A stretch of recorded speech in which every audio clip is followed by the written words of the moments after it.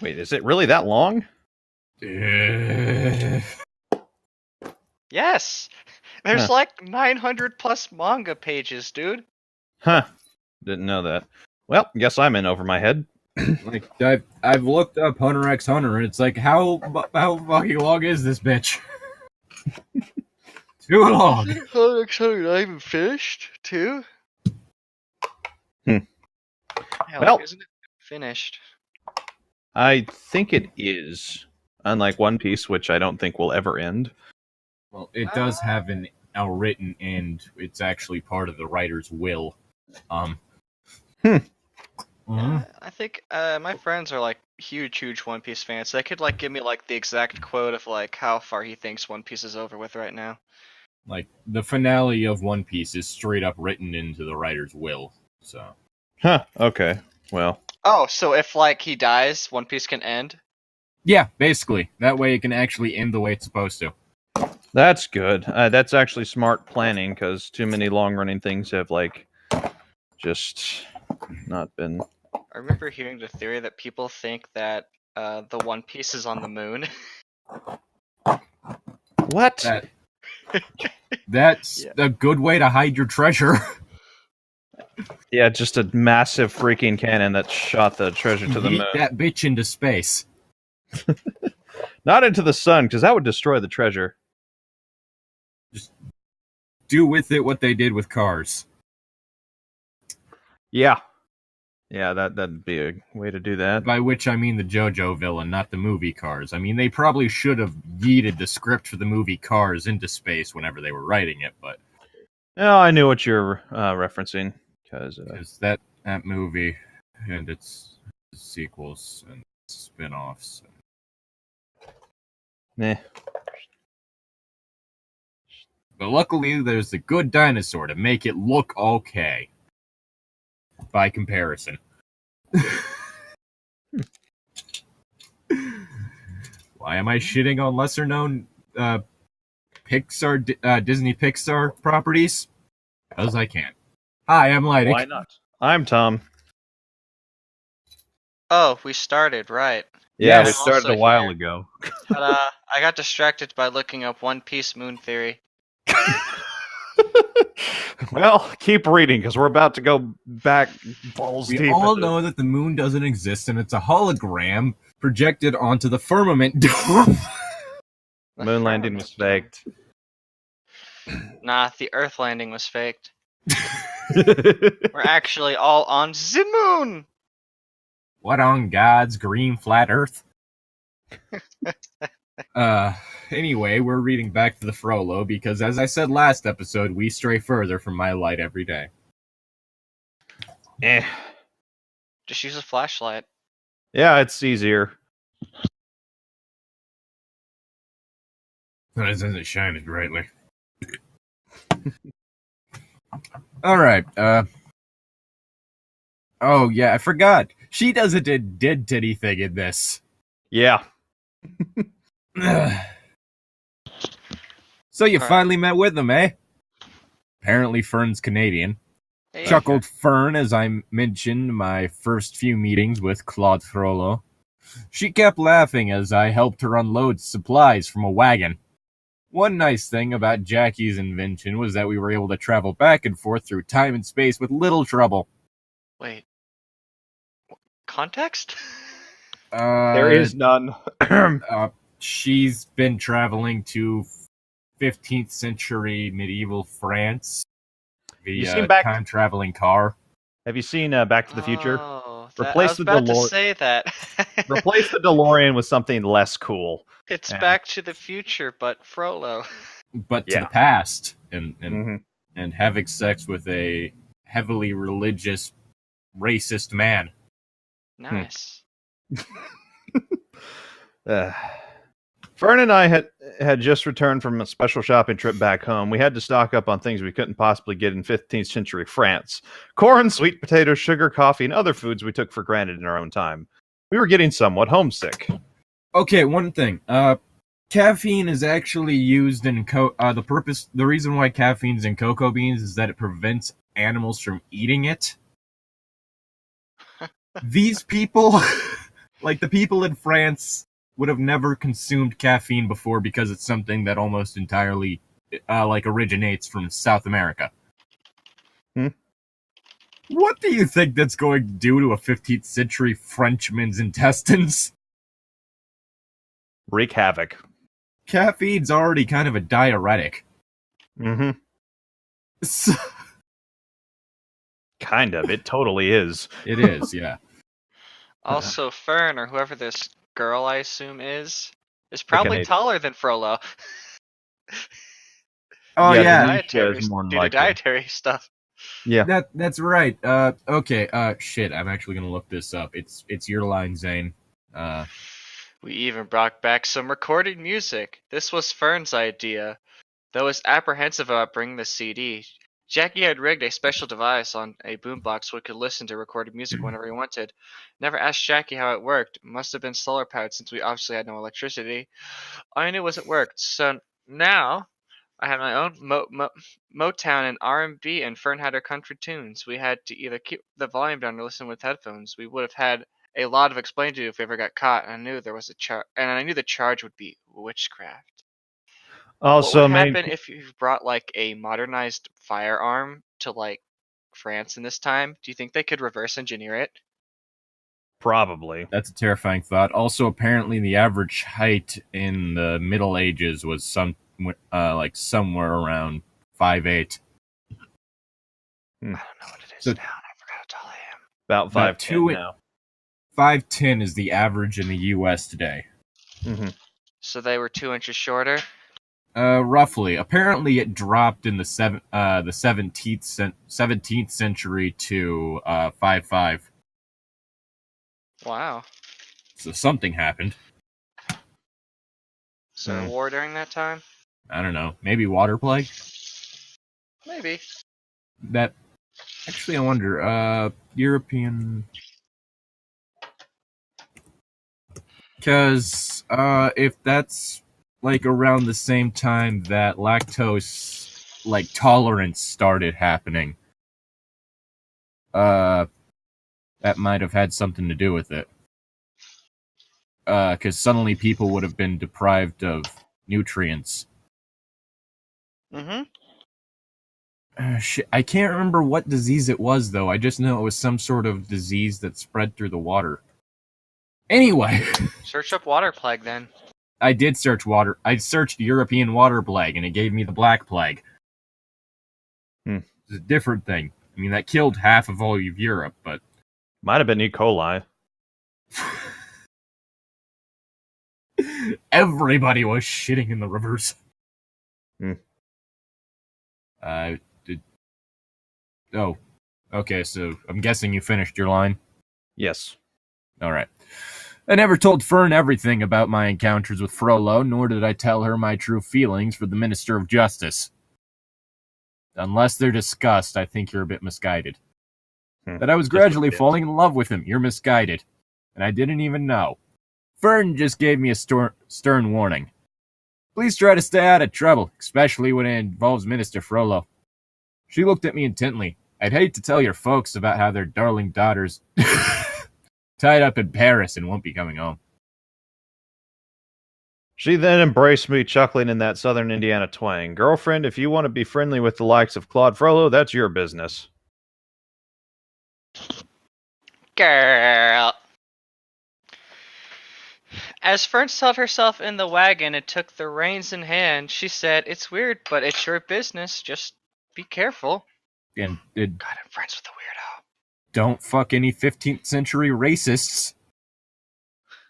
What would that even do to the like genes? Like having future genes mixed with like past genes? You're really weird. Considering, like, whenever you see paintings of, like, someone from the Middle Era that was, like, referred to as, quote-unquote, the handsome, and they're, like, right at modern-day average.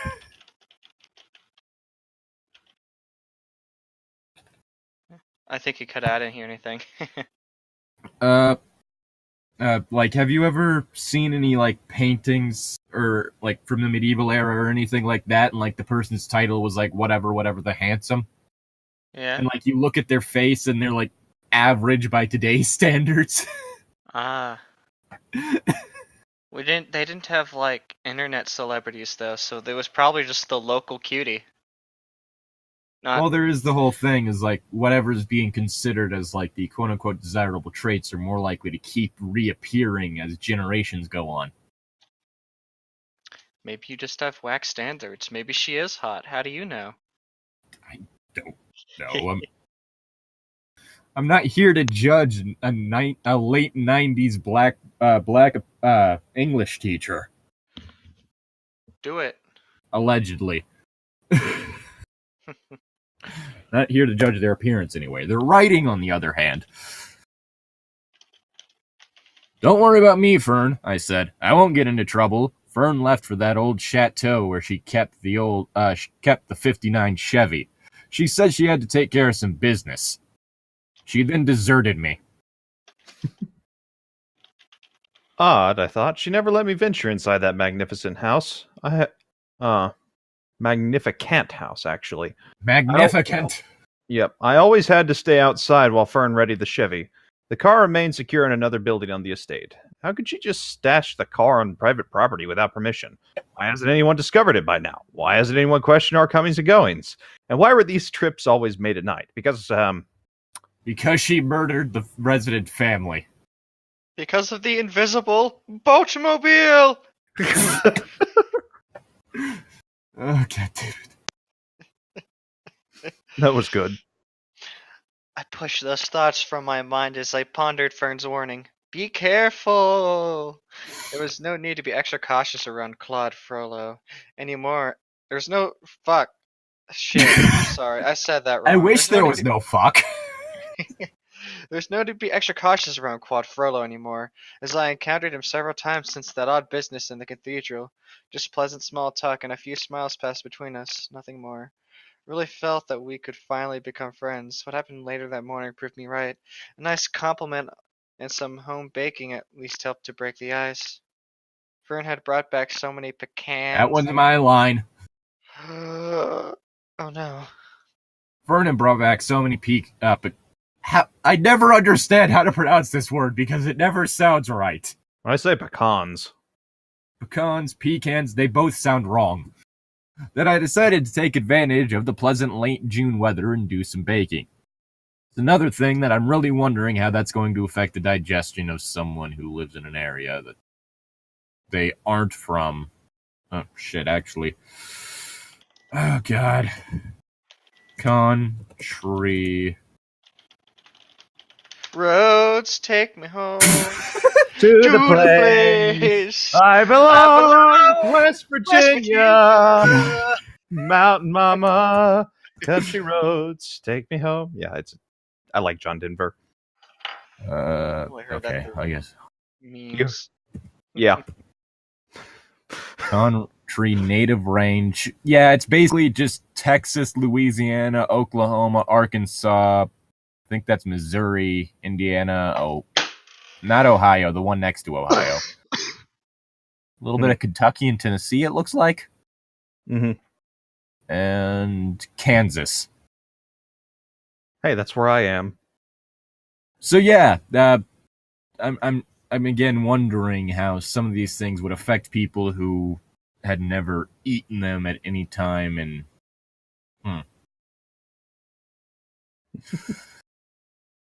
because the majority of nuts that come from trees tend to be slightly toxic to the majority of mammals. Which is part of the reason why squirrels eat them. Because squirrels don't have competition when it comes to that. If you ever wanted an Italian version of the song, there it is. Why is it sung by Death? Never mind, I know. Shit, where... Okay. I baked a variety of wonderful things. Cookies for the kids, pie for Quasimodo. I then packed some cookies in a pretty tin for Mr. Frollo. Minister Frollo. You should appreciate this. If you didn't, I'd break his kneecaps. I must have had an attack of ESP, for at that very moment, Claude Frollo had just rode past our house. I immediately went to the door and started to call out to him. He must have sensed my presence as he circled back and stopped. Then he sprinted away in fear. Oh no. Sorry, I've gone down the rabbit hole of trying to figure out where milk intolerance came from. Well, no, milk intolerance is the norm. Well, I heard that. Well, like from the source that I just saw, it says it came from Russian herders. And there's like an apparent like quote unquote milk zone where people are more likely able to drink milk that does happen to be in places like the UK, Ireland, and Europe, and then slowly as you go east is less intolerant, except for like Israel and a part of Africa, or two parts actually. Yeah. Yeah, that's why I'm starting to get really confused. Like, the one thing that's known is that it started off somewhere in Europe. From my source, it was Russia who immigrated into Europe. Like, yeah, it's one of those things where it's like kind of weird, which is also one of the things that I find interesting when you look at it from a historical perspective, because like the two races that are most likely to be able to, the two races that are least likely for someone in them to be lactose intolerant are white people and Hispanics.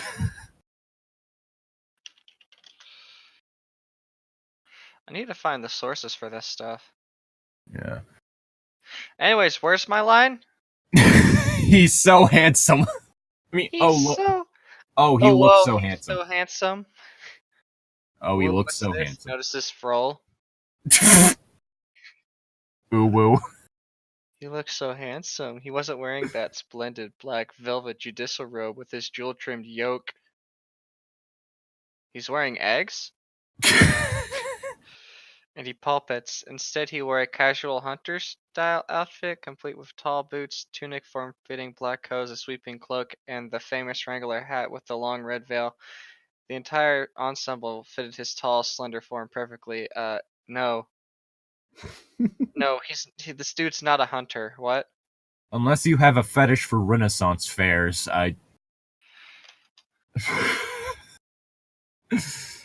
Claude Frollo smiled as he greeted me. Good morning, my dear.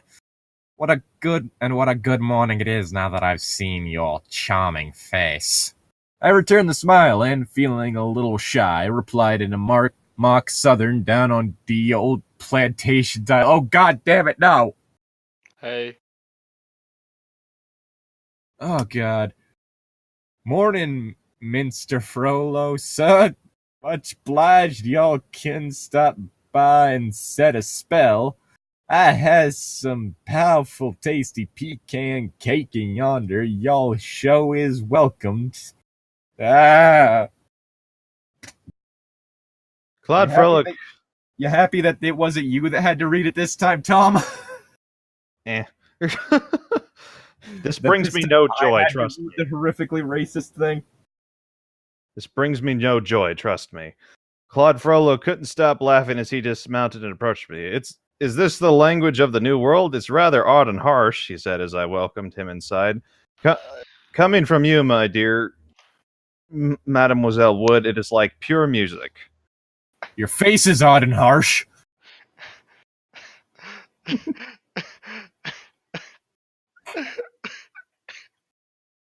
What is this?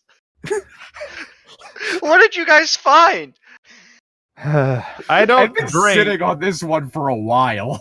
I don't drink, I've but been this sitting one on is this making one me since want the to. inception of this series. You know Oh, what? this It's is- St. Patrick's Day right now, right? Yes. Fuck it! Tomorrow, I'm gonna go get a drink. I'm old enough now. Fuck No. this. Tomorrow's St. Patrick's Day. In the spirit of it, I'm gonna start early. Goddamn. No Irish need apply.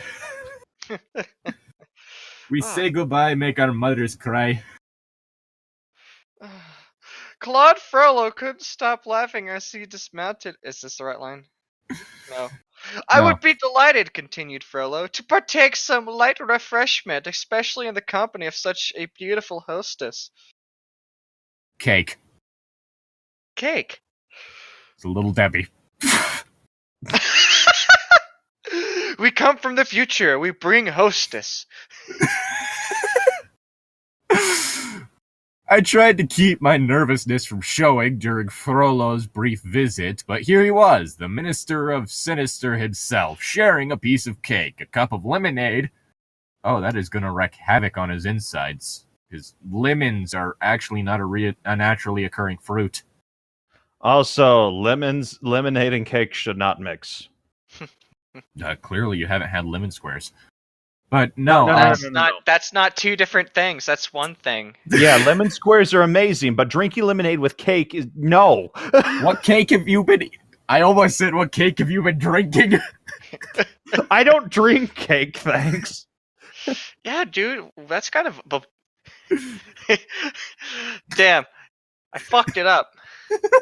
I had a joke there. Let's restart the episode. Come on.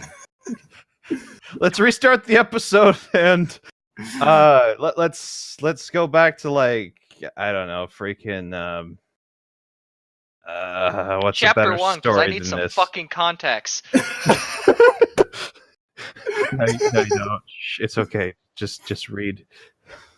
Also, And pleasant conversation. Frollo favorably commented on my baking skills and developed a fondness for pecans that persists to this day. It was a pleasant, though short visit.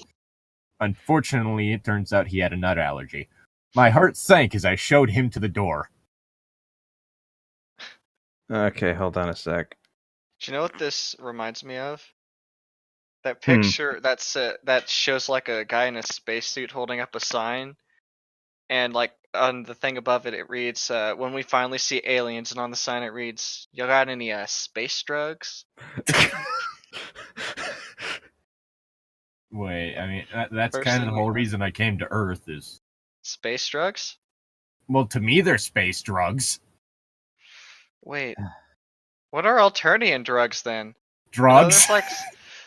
I know there's like some weird bug you can smoke out of, but besides that, what other drugs on that damn place is there? I mean, depending on how stupid you are, you can always try to ingest soap or slime. Oh yeah, that shit. I don't suggest that. Yeah, no. Good-looking horse, Your Grace, I said as that gorgeous black stallion. I handed over the tin of cookies. Percheron stallion, am I right? I asked. Claude Frollo grinned. You are as keenly observant as you are lovely. How did you know? My grandpa owns Belgians. Whoops, almost said Bulgarians. I googled it. I just like big horses. I asked, "What's his name?" There's also something really big on a horse that I hope you got too that's comparable. Am I right, Frollo? Huh? I don't want to think about powdery old man Dick. Powdery? What? He is very old. Ah, so it's not actually powder. Dandruff. Ooh. Dick dandruff. He's so old that he just like comes puffs of dust. The hell are we going with this conversation?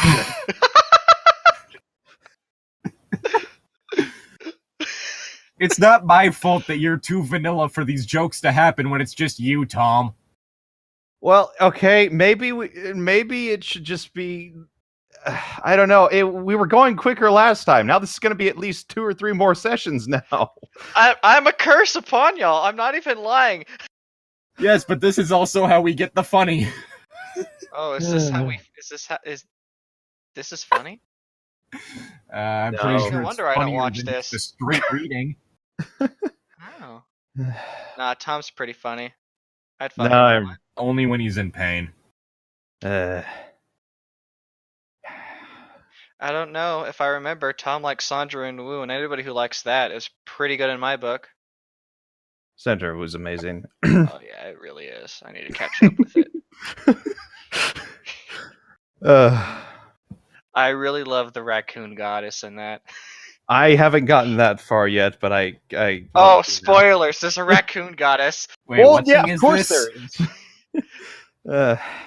Sandra, what? Sandra and Wu. It's a webcomic. It's amazing. What am I? Okay, you guys have mentioned that before. Okay. Yeah. One of my favorite ones is like Sandra, the main character. She's like walking in the park. She's like, "Man, it's so hot today. I'd sell my soul for a glass of lemonade." A glass of lemonade pops into existence. She looks, hides behind a bench, and then goes, "Shit." Oh, fuck yeah. That's like the best one. And then Woo, the raccoon character, eats Tweety Bird, so that's also pretty awesome. Well, I mean, anything that kills Tweety Bird is good in my books. Yeah, exactly. Tweety Bird is the worst of the Looney Tunes. Oh my god, yes. I mean, whenever it's a Tweety Bird episode, that's when you change the channel. I like Sylvester when Tweety Bird is not involved. Yes. Because, I don't know. I freaking hate Tweety Bird. Oh. One of the most recent comics they released, since I'm going backwards right now, is really funny. Somebody thinks they have a stalker, but no, it's actually they have a shipper. So like they're following the person around, and then like they leave like the generic love letter in their like locker, you know. But instead of it being a love letter, it's like, here's a box of chocolates. Give it to so and so when the moment is favorable. And then it's just a picture of him just like holding up like a heart with the two people's names in it and pointing at them like, "Hey, come on, you need to get with them." Well, funny. Did you read your line, Tom? Is it my line now? I believe so, yes. "I call him Snowball," replied His Grace. Snowball. Turned into Squidward there.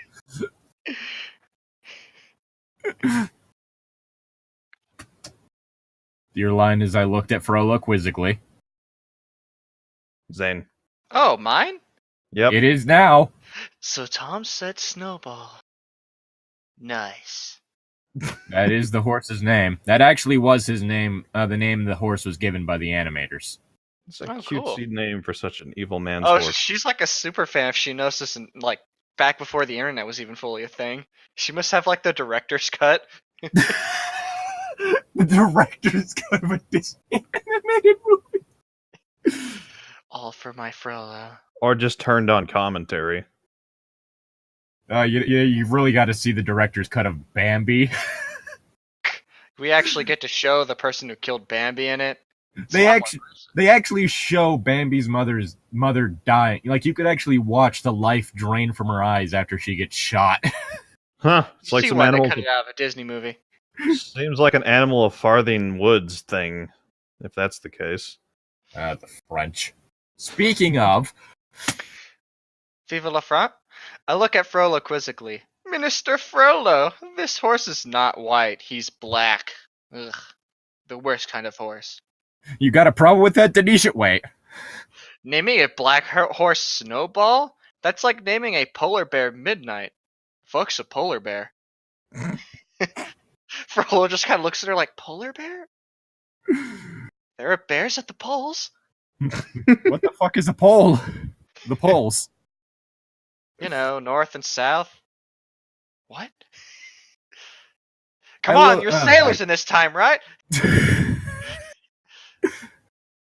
I looked at Frollo. Wait, shit. I was certain that the good judge would slap me upside the head, but he just softly chuckled and said, "My dear, never lose that special sense of humor.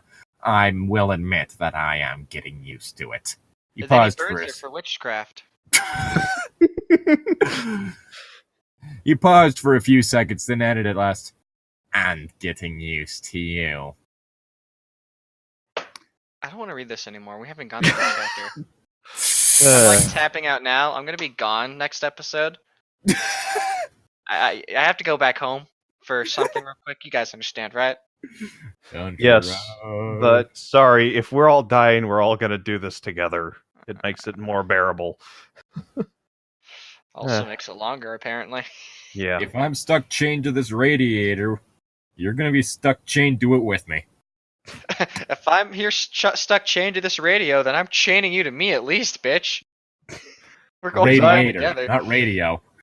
Well, no, radiator. I know, you're chained to the radiator, and I'm chained to you. Nice. His Yeah, eyes we'll met. have, like one long line, so we can have to keep going all the way to the kitchen to like get us all food and back.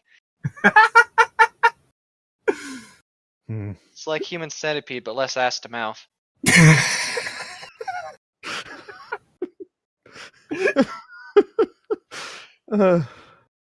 Those human centipede. Sorry. No, it's fine. This is better than what we're reading. You're right. I would rather watch Human Centipede than... His eyes met mine, and he grew strangely silent. We looked at each other for several moments, then Claude Frollo spoke at last. I thank you for the treats. I'd love to stay longer, but I do have duties to perform. Like torture! And burning. Dang it! We said that at the same time. Yeah, got him. His eyes met mine, and he grew strangely silent. I could see his boner popping out from his weird hunter wear. We looked at each other for several moments, then Claude Frollo spoke at last. I thank you for the... Oh. Did I just read that. God damn it! Yes. I keep doing this. There's like... This website's font's weird. It's fucking with my head. Yeah, no, that makes two of us. There's no indentation. It's poorly formatted.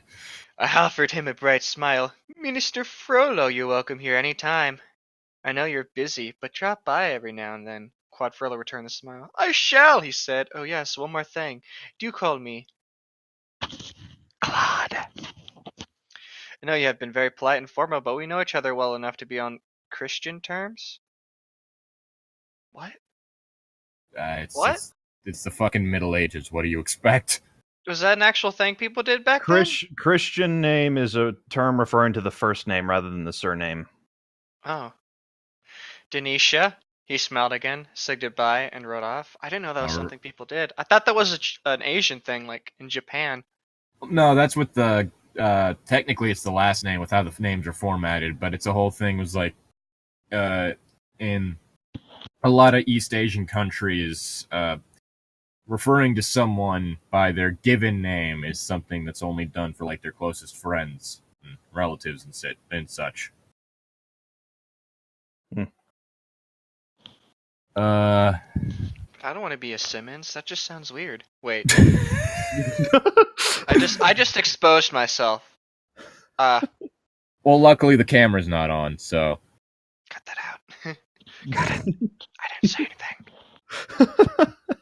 All right, Richard. It was so weird, I thought, that only a few days ago we were at odds. Now the fucking Claude and I were growing closer with each passing day, but only as friends. Even that's a bit too much for him.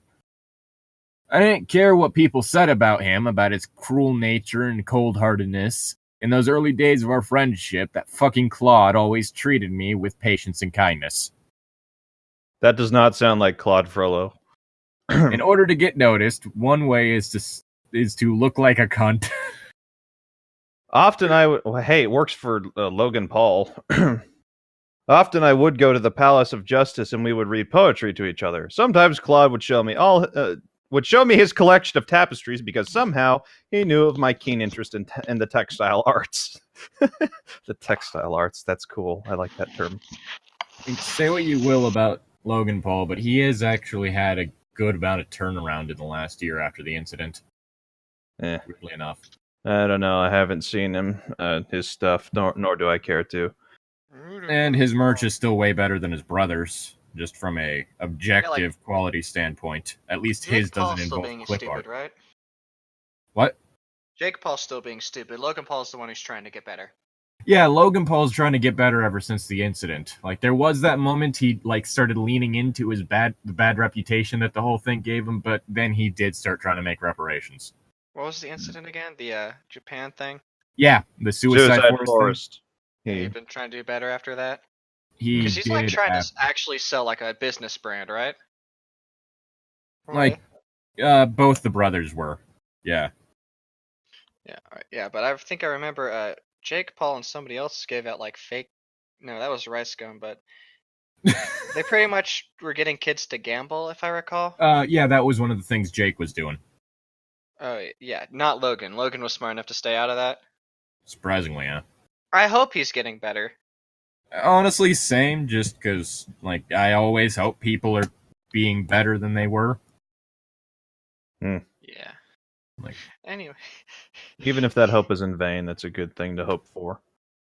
Again, at least Logan's not selling clip art on shirts. I'm not we kidding. gotta look at those later, or after this, because we actually should at least finish the chapter, huh? Yeah. For several weeks, I had hoped that things would change for us, but I didn't have the guts to tell him that I loved him. I wanted that old man cock. Imagine he'd be offended if I confessed my true feelings. He never voiced his for me. Oh God. Oh shit. Never voiced. Oh. Maybe it was all for the best, since as of August, I would never see him again. I decided to treasure the close bond between us while my vacation lasted. But an innocent game, a game that wouldn't be invented for another 400 years, nearly ended a special friendship that was destined to blossom into romance and passion. Oh, Monopoly. They played Monopoly together. Did they play? Why did we all go for Monopoly? No, I was going for spin the bottle or something stupid like Truth or Dare. Mario Party. Honestly, I think that would blow his mind. It is the ruiner of friendships. Mario Party? Yes. We should play that. I have on one stream at friend some who point in time. hates Mario Party with a passion.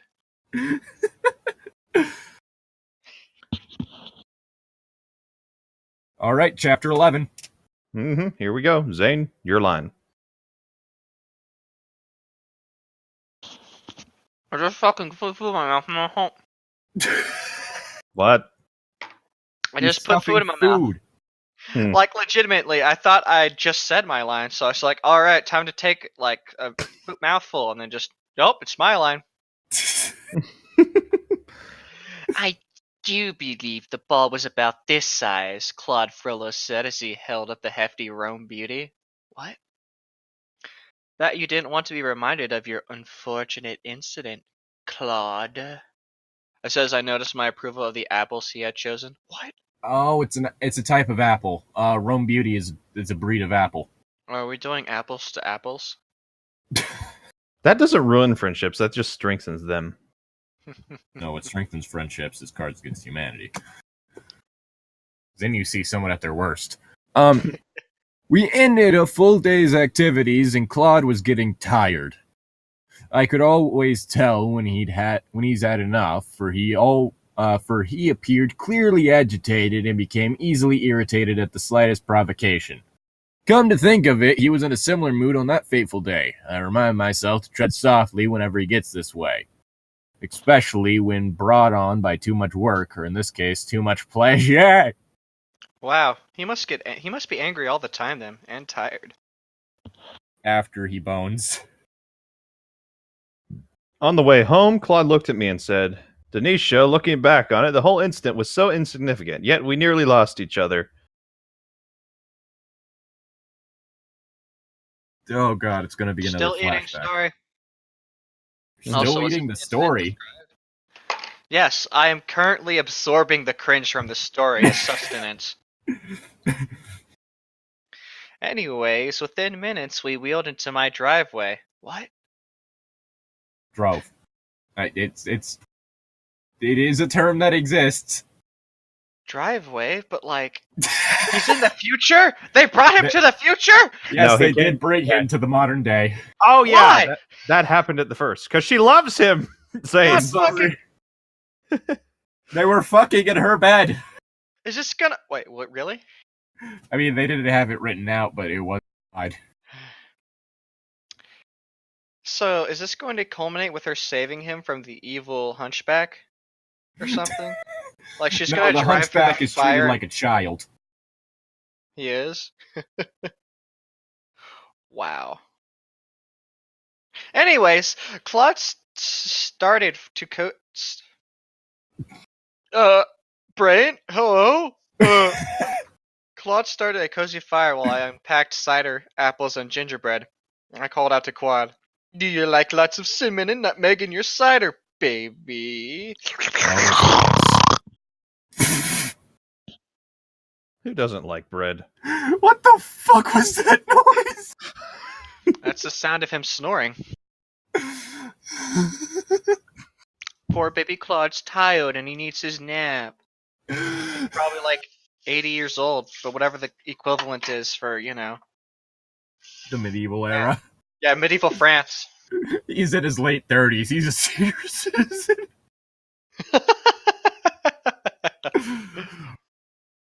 Tom. Is it my line? Yes. Okay. Didn't Zane just read, though? I said no response, which was my line. Oh, okay.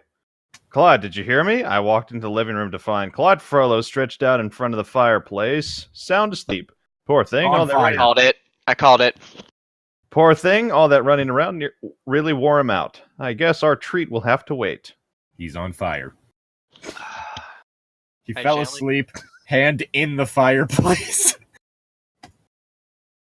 I gently covered him with a blanket, snuggled next to him, and pondered his words.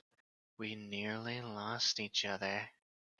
And all because of the unfortunate combination of a pleasant afternoon, an ill-tempered official, and an errant baseball.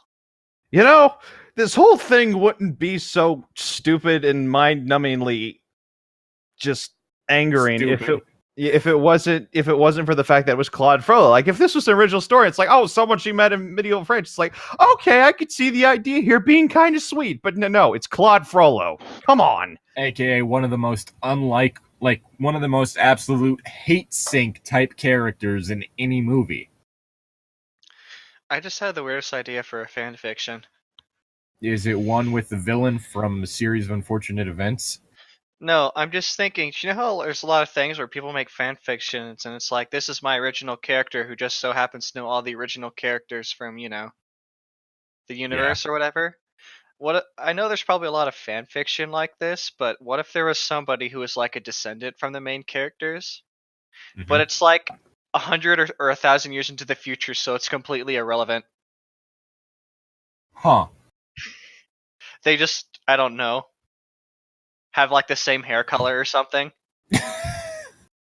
Same power set. Pretty much. What a glorious afternoon! The Parisian summer proved to be quite pleasant. Nothing like the oppressive, hot, humid days back home. Fern had left Paris a few days before because she had promised her son a trip to Texas before he started his second year at college. That poor boy. Yeehaw. Also, why does time in the past run parallel to time in the present? Because logic doesn't exist in this universe, apparently. Because doesn't? if I go into the past 400 years at this very moment, I'll be at a specific time. But if I wait a minute and I go back 400 years into the future the same exact way, I'll still be a minute forward. Not if you set your calculation right. No. If you only set it to specifically stay 400 years exact, then from whatever present time it is, it's going to be 400 years exact from there. But typically what you end up seeing happening in like time travel stories is that they don't do it that way. They instead set a specific time and date into it. You really think this person's competent enough to do that? That's how it worked in Back to the Future. Well, do you know what this isn't? Back to the Future. This is Back to the Frollo, fucker. This is a completely different story. You know what also really worries me about time travel? If you travel back in time or forward in time, you still should be in the same place, right? Yes. But like, if you travel back in time at a certain point, won't you just end up in space? Honestly, if you travel like a minute or so into the future, you'd probably end up in space. Yeah, because of how fucking fast this planet moves. Yes. Mm-hmm. Yeah, It's so honestly like, one of the, sorry. this is why time travel doesn't exist. Not because the future can't do it, but because it's impractical. At least for planetary travel. It's actually one of the things that I did really like about the series Primeval.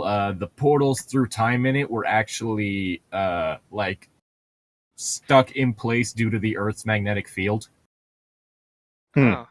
Yeah, like they were actually technically they were anomalies of the Earth's magnetic field, like ripping holes in space-time within the magnetic field.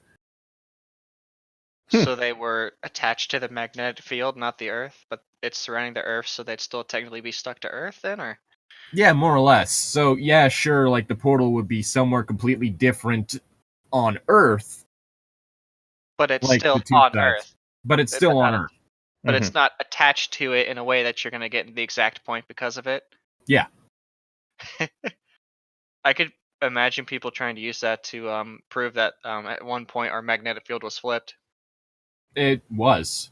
Yeah. You can actually look at geologic samples of different magnetically charged rocks, and you'll How see do that flat they're like earthers late. explain magnetic fields?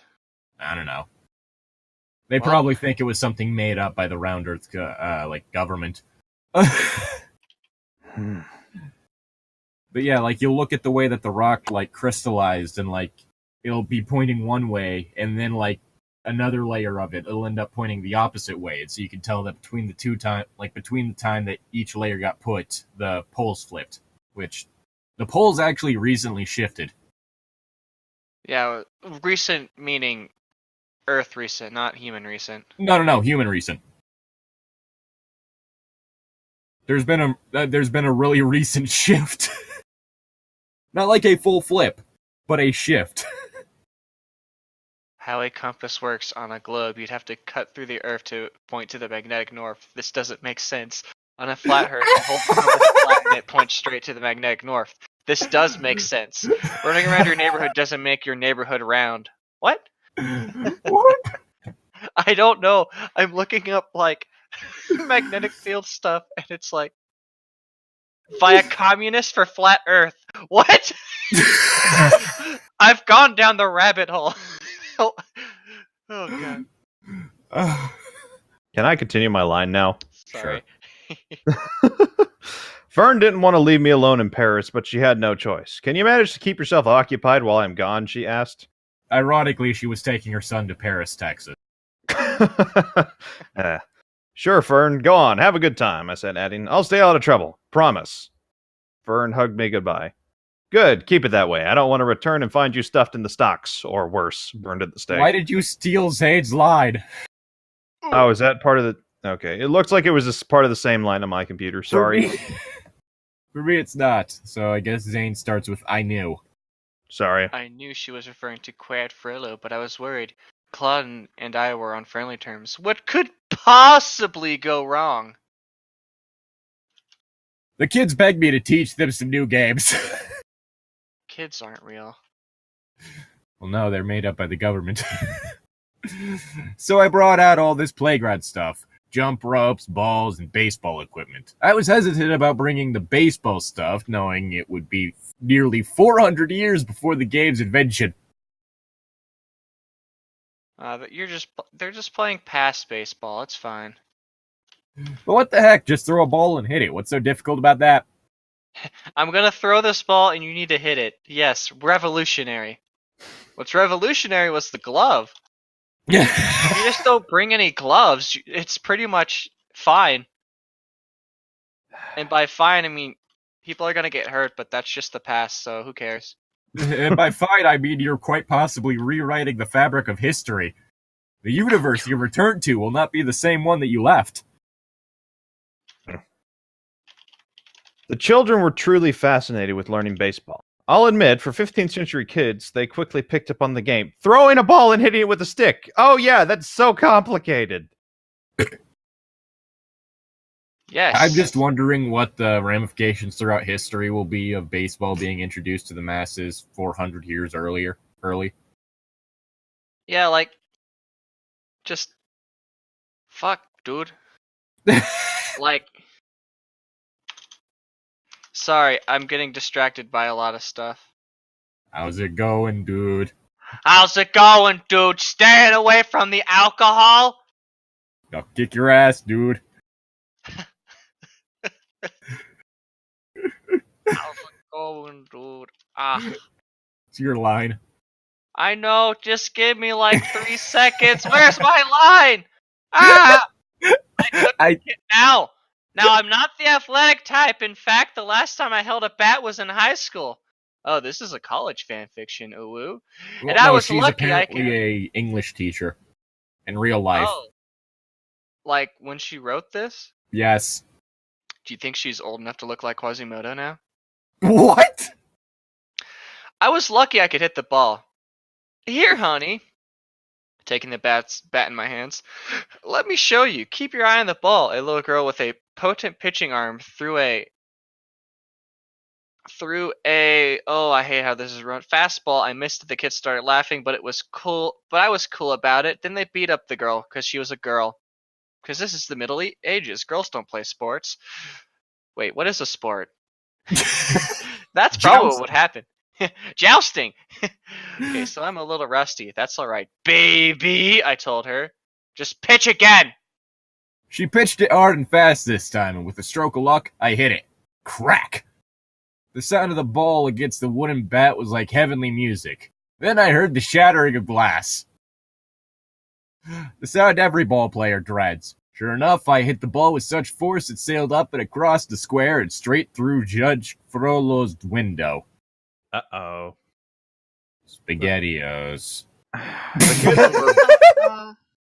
The kids were visibly frightened, for they knew Frollo would surely and severely punish them, but I told them not to worry. It was my ball and I broke the window. I'll just apologize, offer to pay for the damages, and he'll forgive me. End of story. What? Money? Or is this still the future? I had no inkling of what was to transpire between us as I ascended the palace steps. This is still the past, so yeah, she doesn't really have money. But they went into the driveway! What do you mean it's the past? Okay, it's a flashback. This is dumb! I'm sorry, I'm just busy looking at what Tom just posted. I'm not gonna lie, if I were to open up the Sunday paper and see that from my side, I'd be totally okay. Well, that's about right. Freaking. Oh, shit.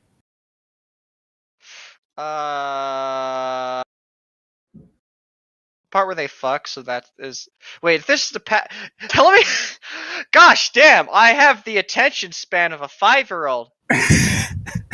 Anyways, back to my original point. If this is a past, how the fuck is she gonna pay for it? Sexual favors, maybe. She's gonna... Exactly, that's what I was gonna say. Is she gonna fuck him? Is that how they're gonna forgive her? Let's read on and see. Come on, right? Yes. Come on. Come on. I swallowed hard as I knocked on the door leading to his study. He'll forgive you. After all, we're friends. With benefits, right? Come in, Denisha. Claude said softly. Softly said. One of those two.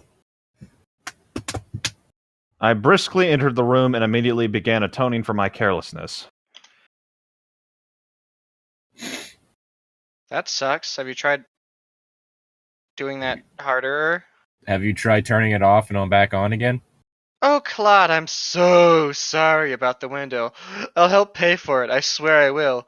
We shouldn't have been playing so close. Claude Frollo shot me a look that could melt the polar ice caps. Achoo! Bless you.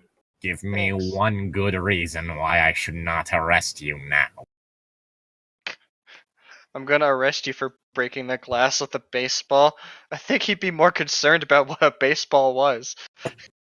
You could be the reason why your doctor craps his pants in public. I was taken aback. Surely he wouldn't punish me even after I apologized, so clearly you don't know Claude Frollo. Also, clearly you've never broken a person's window. Yeah.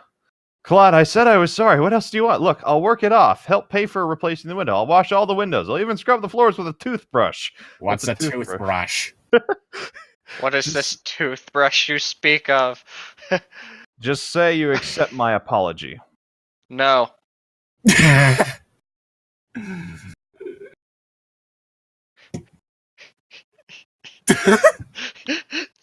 Story ends. Claude pondered a bit, still staring ickily at me. Finally said, Icily. I'm going to say ickily because he looks like an icky. Hey, that's as good a reason as any.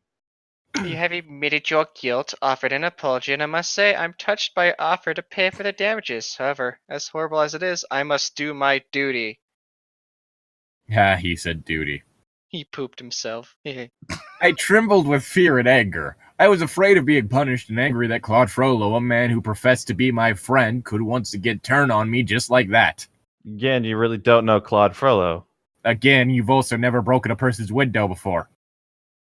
How can you do this? I thought we were friends. We were really getting along. You just shattered a window in his office. Ah, come on, bros before windows. I'm going to stab you with broken glass now. Wait, what? Just goes for the throat. Is it my line? Yes. Claude Are you interrupted. sure? Claude interrupted. Oh, my dear Nisha, we are still friends, but... Then he starts twerking. He paused in mid-sentence, then snapped his ass together. Then snapped his fingers and said, I have an idea. Working off the debt does seem like a viable alternative. You shall perform so many hours of work. I forget thee, little innocent, and all is well. Claude offered a slight smile and I sighed in relief. Claude, I don't know. Thank you. Then I added, now that that's over, may I please have my ball? No. You may not have the destroyer of the window. This is being destroyer of windows. Claude Frollo looked at me with twinkling eyes, then walked over to his desk and deposited the ball in a drawer. His drawers. I don't think I'm going to ever get them back. I'll return this offending party when your debt is satisfied, and no sooner. Ooh. My eyes were wide with disbelief. That was a special autograph ball. Why were you using that? I caught that last year, waited in line for God knows how long for... How could you? Why are you were so using stupid? that? That's a mean thing. You shouldn't call somebody stupid. I'm sorry, but they used an autographed baseball to play ball with. Oh, yeah, that's pretty stupid. Oh, yeah, well, that's actually your fault. Why don't you just go back into the future and tell yourself not to play baseball? Were you using an autographed bat, too? Probably. Because unless you're going to beat a dragon to death with it, that's not a very good idea. That was a reference. I didn't hear it. Haha. Wait, do we break the 6-second rule again? Hey, whose line is it? Anyway, haha.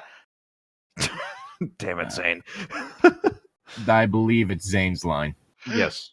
Let me repeat. Let me repeat, you shall have your ball once you fulfill your punishment! Claude walked over to the broken window and traced the jagged glass remains. He's cut his fingers several times. He then pulled out a ruler and spanked my ass. 50 Shades of Claude. Sorry, that's chapter 15. You shall start tomorrow. I already have a list of duties to be performed. Do try to be on time, my dear. How do you be on time? Were there clocks back then? Sundials. Yeah, I was about to say. Yeah, there were like deer clocks, if memory serves. Or no. Oh yeah, the ones that just use like the weight of the Pendulum. dial. Yeah. Could it be that your secret fears are your secret fears because you are a moron? You're what? God damn it. He flashed a wide, wicked grin. His voice was cold and distant. I wanted to sock him, really ram my fist into his smug, smiling asshole. Then don't fucking... Don't break people's windows!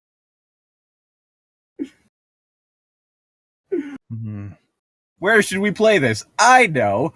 Facing the Palace of Justice! And how long will this punishment last? 3 seconds.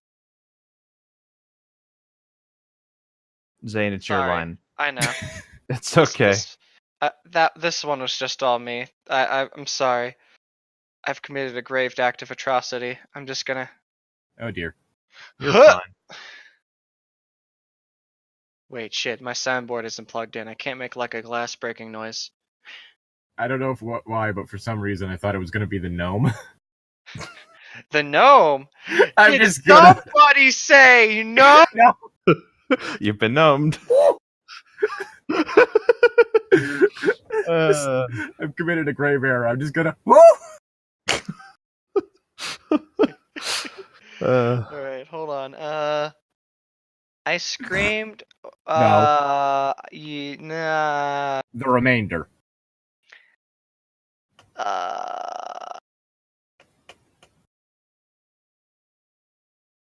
This is the part where I usually say boneless pizza, The only thing. but I was delaying it too long. The remainder of your vacation by the convenience came of his quick eroticism response. is one able to achieve actual spanking. The remainder of your vacation came his quick response. You can't do that. What will I tell Fern? What about Quasi? The kids? I was too angry to speak anymore. Claude walked up behind me, hissing in my ear. Well, Denise, Bad touch. Well, Denisha dear, you should have thought of that before. Now take your punishment or else. Oh, that's real rapey. Like, Oh, just let me pull it up. Let me shit. Fuck. Why do I never have this pulled up when I need it? God damn it.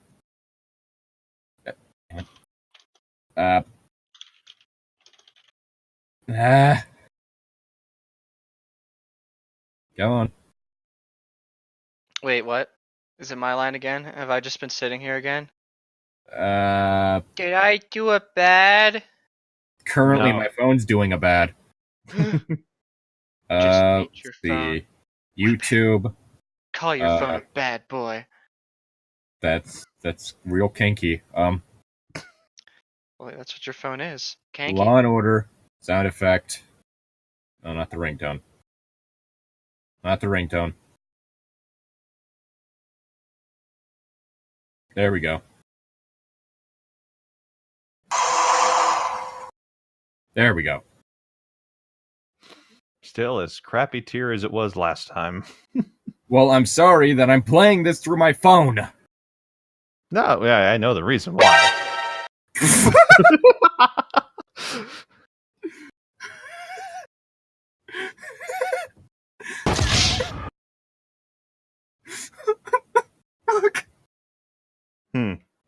Anyway, now it's your line.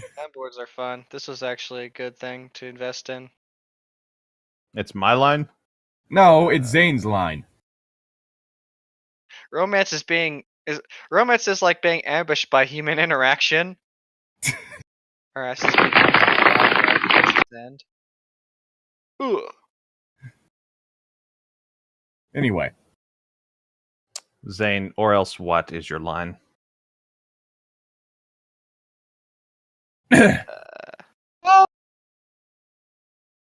What? Hello?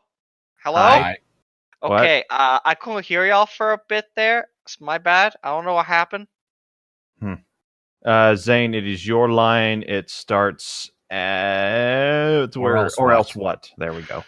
Or else what? You know, I really should knock you out. And with that, I swung around and was ready to deliver a perfect right hook, but Quad quickly grabbed my arm and I found myself locked against him. You low-down mean son of a... Let me go! I screamed as I struggled to free myself.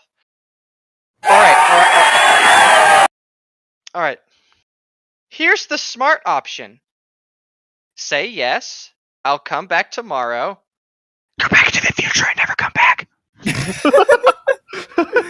What's his ass gonna do? Drag you back to the past? I don't fucking think so. Gotta get back to the past, Samurai Jack. Good shot. Claude's not a coup.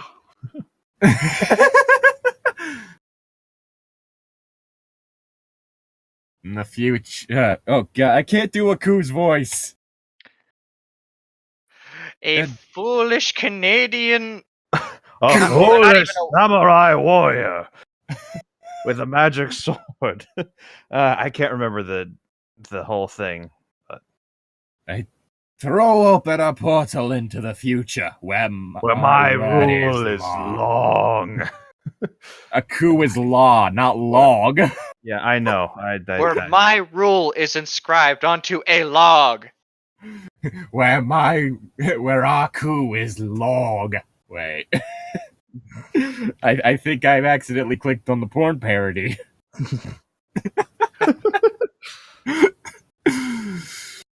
Frollo wickedly laughed in my ear. You really are a wild one. The more he laughed, the angrier he became. I kept struggling in his grasp. Damn, he was strong. Doubt. Concern. And called him every filthy name I could think of. I kicked, I screamed, and in a last-ditch move, I locked my foot behind his, knocking us off balance. You know what would have been more effective? Kicking him in the dick. Stabbing him in the dick. Shooting him in the dick. There's a bunch of people screaming outside my dorm right now. I don't know what's going on. Grab your closest self-defense item. It might be a riot. A chair? Yes. I'm not allowed to have weapons here, so I'm just gonna have to start throwing chairs at people. Excuse me while I lift up this chair to see how heavy it is. I mean, I kept a baseball bat in my room back when I was in the dorms.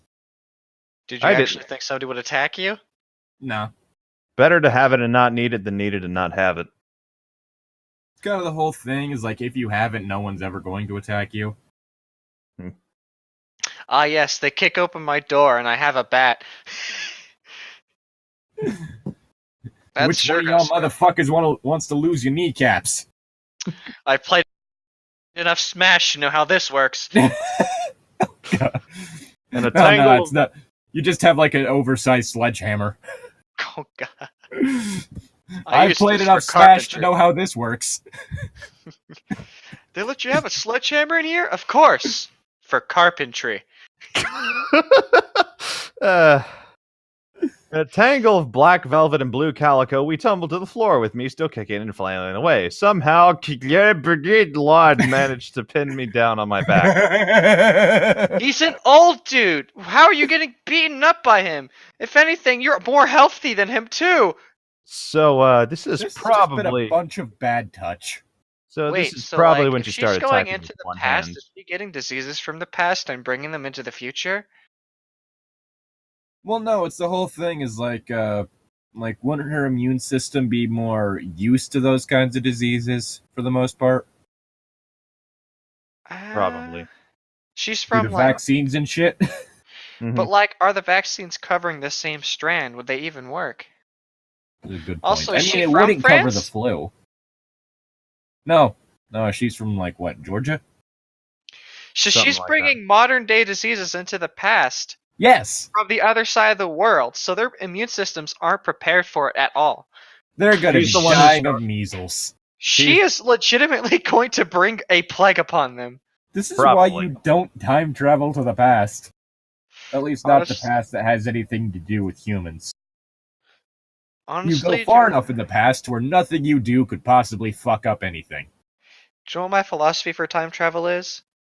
You can't do it on purpose. If you intentionally try to go back and change something, you're just going to create that loop or whatever. But if you just go back at a random time, you're not purposely being there, so it's not really affecting, Well, there's also the whole thing is like the question as to whether or not what school of time travel we're going with. For instance, there's always multiverse theory time travel, in which Quantum you can technically change foam things. makes me roam from the place I You mean belong. like the Steins Gate one? Yeah, more kind of. Not quite. That one was operating on a weird predestination type thing. That was a reference to timeline for anyone who was paying attention. Country roads take me home to a place that won't irradiate my bones. Imagine just thinking about fucking Frollo from fucking The Hunchback of Notre Dame and going all the way to multiverse theory. Ah, Yeah, just weird. just another day Just at a what nut. are we reading? Nut. Nut. I've brought upon the apocalypse, the massive nut. Let's finish this chapter Nut. so we can finish tonight's episode. I refuse. We're gonna be here for another 30 minutes. I'm gonna see how Okay. long I can, drag this out. Anyway, I believe it is Zane's line, yes. Let's see. Knocking How us dare off you. balance. How dare you! How dare you! He said through clenched teeth as he pinned down my arms. I couldn't move an inch. He was that strong. No, he's not! He's an old man! A lot of bad touch going on here. He's pinning her down while screaming, well, how dare you? Mm-hmm. I mean, sure, yes, she did decide to start throwing hands. This is just classic Frodo. She's just not used to it. Frodo! Frollo, whatever his name is. Frodo. Claude, alright, I give up. Just let me go. Visions of me dangling from a rope, stretched out on a rack, or I shuddered, tied to a stake, raced through my mind. Just stab him. Yes. Claude, I beg. Didn't you hear me? I said I give. Without warning, Claude's mouth came crashing down on mine. I tried to free myself, but his kiss, it was so physical, so instant, intensely passionate, and covered with smoke.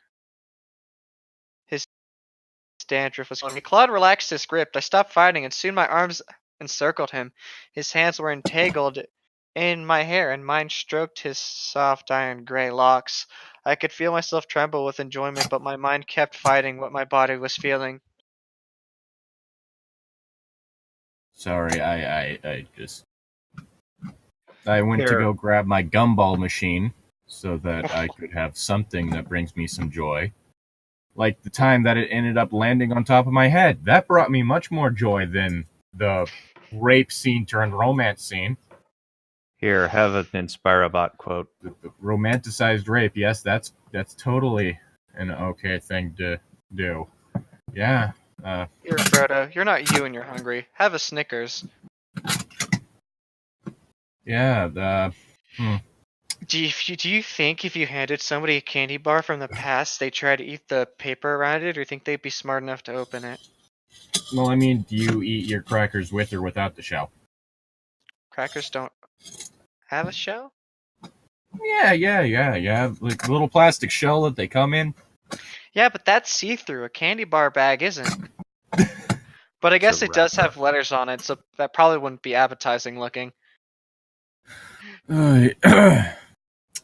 Suddenly, Claude released me, sat up, and looked at me with pained eyes.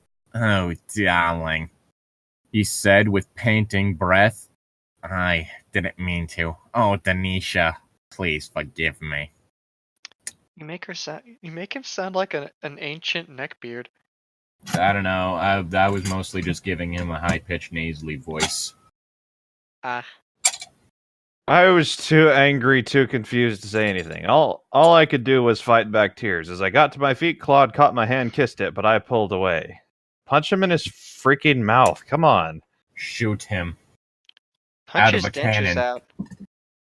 Shoot him with a shotgun. That get the job done. Shoot him out of a cannon.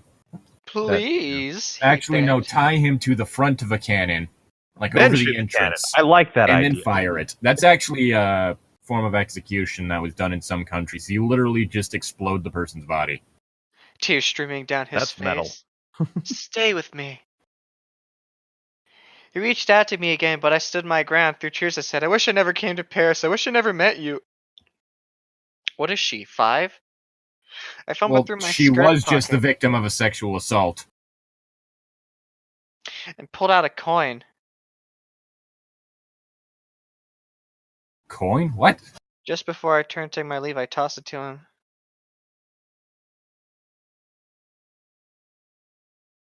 What? What?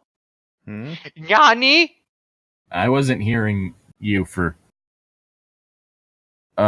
shit, where were... You said Hello? that coin, tossed it to him. Still there, Zane? Can you hear us? Yes? Okay, read it back from Through Tears. Or, no. After I wish I never came to Paris. Yeah. Fumbled through my skirt pocket and pulled out a coin.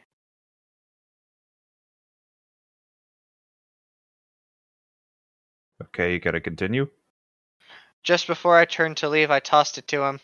Okay, there we go. Cool. Didn't know if you were cutting out or not. Sorry, I didn't mean to sound rude. Well, no, I couldn't tell if that was a new line or not. Oh, got ya. Okay. What is this? Asked Claude, his voice still quavering.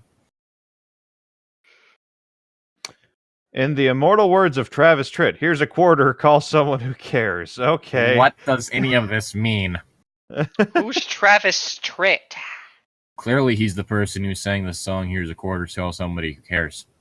But why is he immortal?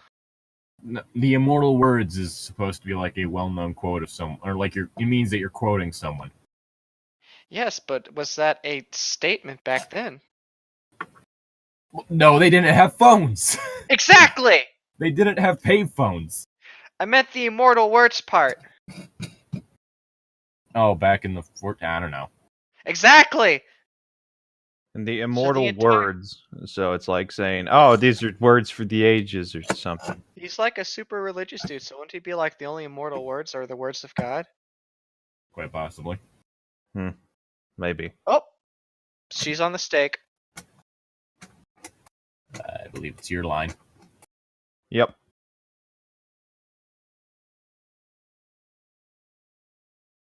Zane?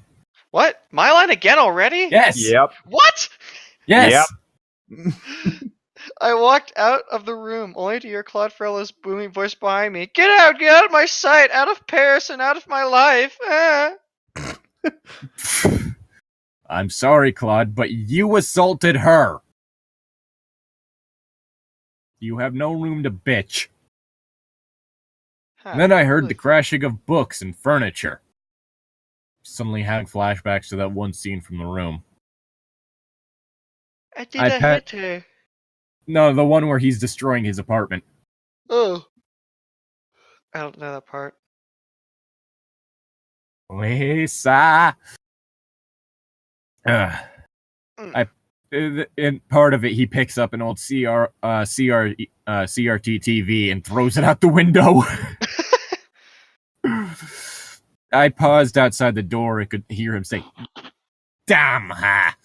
over and over, punctuated by muffled sobs. Good.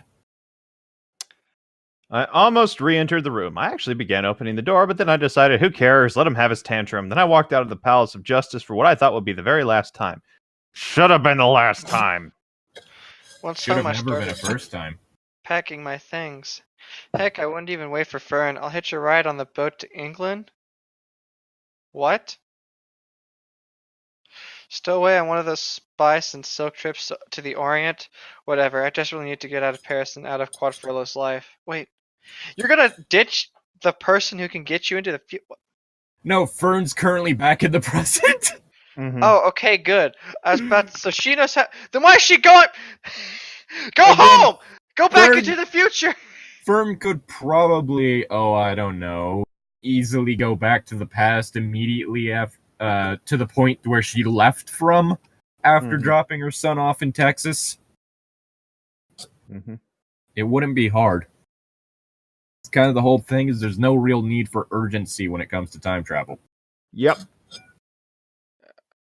Chapter 12. Who read the last line? Zane did, so it's your line. Several days passed before I ventured outside. I barricaded myself inside the house, cried all the times, and could not stop thinking about Claude Frollo. I never quite got over that kiss, that spontaneous, wildly passionate, oh so wonderful kiss. Oh!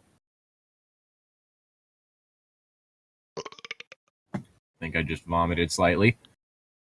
Oh, Claude. Claude is a very accurate word. In the immortal words of Peridot, you Claude. I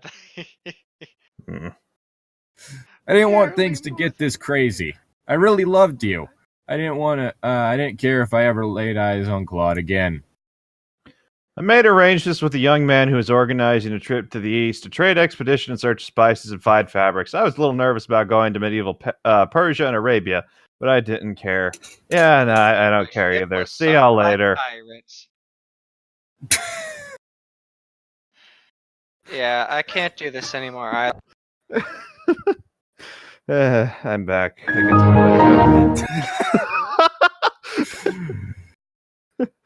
can Yeah, I don't know how much more of this I can take. I mean, we've been going for a little bit over an hour. We could probably end it here. Cue gunshot noise. No, I was killing myself with the duck. Oh, okay. Well, that's one way to go. Zing. Besides Fern,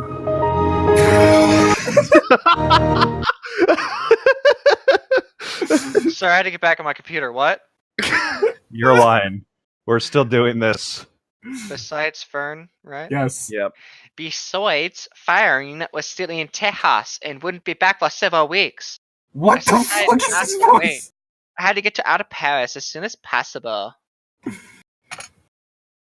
like a weird mix of Valley Girl and like racist Asian voice. It's because that's what I am, a racist Valley Girl Asian.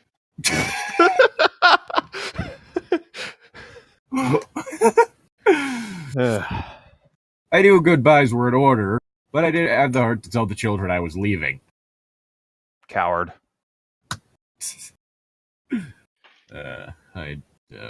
I gathered them in the square those last few days and executed them. I mean, played games with them, as if nothing was wrong.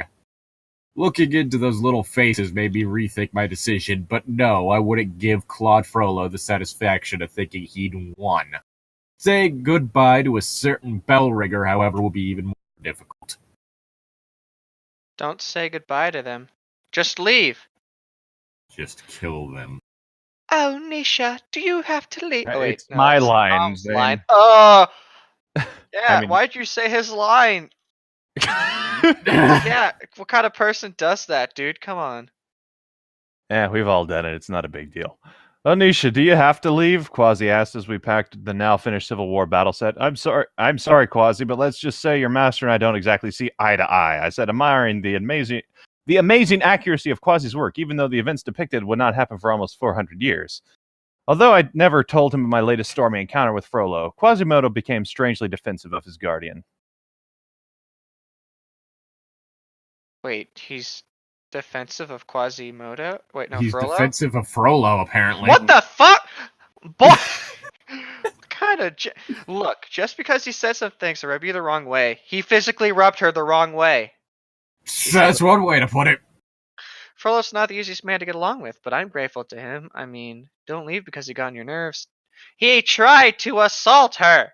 He didn't try, he did. Quasi then gave me a big hug. You've been a wonderful friend, brightening up my days. You don't know what it's like up here all alone with no one to talk to. You have Frollo, I thought. Exactly, bitch. Ugh. He then grinned proudly, saying, Thanks for reading to me and telling me all those wonderful stories. You know, I sometimes recite those poems to my gargoyle friends. He nodded to the three funny-looking stony figures nearby. Weird that they That's put nice. that part from the animated film in. Though, it might have been that he talked to the gargoyles statues in the original book. Though in the animated film they talked back.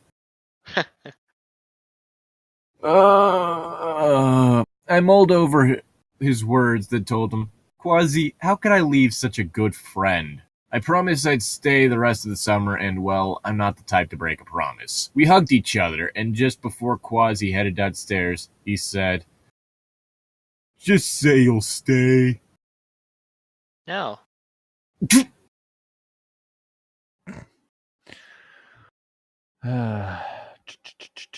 Hold on. When I told him I'd stay for the rest of the summer, Quasimodo was elated. Great! I knew you wouldn't go. I've got chores to do downstairs. When I'm finished, can we read some more of those poems? No. I have to work now. There's the fact that he's deaf, so that would cause some issues. Sure, Quaz. Take your time. I'm not going anywhere, I replied with a smile to the blind boy.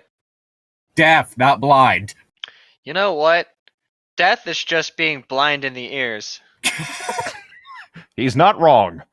No, you're not wrong. He was right. I couldn't leave. Claude and I would just have to keep our distances. After Quasi left, I settled down with a delightful little volume of James Whitcomb Riley's poetry. I got lost in the words. Riley's Hoosier homespun rhymes, written in that wonderful Indiana dialect, made me so oblivious to my surroundings that I almost didn't feel the tap on my shoulder.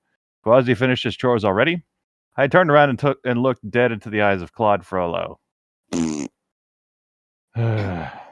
then I farted in his face. Loser. And then I did this. I was about to say, I just wanted to be like, that's nice, Quasi. Pushes him off the top of the building. Oh, hey, Frollo. Let's see. I feel good. And then after Quasi left, I settled down with a delightful little volume of James Whitecomb, We Riley's just did poetry. that one. I just read that one. I immediately got up and headed for the steps, but he caught me by the arm and tenderly said, "Please, Nisha, don't leave, my dear. There is so much we need to say to each other." No. No. I was getting ready to slap him, but his manner was so unusually gentle this time. I sat down again and listened. It's a trap! Stop! Stop! Stop! In the name of... No, not love. Nope. Don't Common go there. sense. In the name of the Lord, don't. In the name of the law. Stop! criminal You scum. violated the law. You've stolen every book in the entire game. I need to find that post. That was... Anyway. That's the Anywho. Zane's line. I had more to say? What? Yes. I was getting ready. I said that all. What? Did you? Yeah. You were about to slap him? Okay. Claude And then I sat said that- across from me, took my hands into his, and began what sounded like an apology. I have made a terrible and repeated lapse in judgment.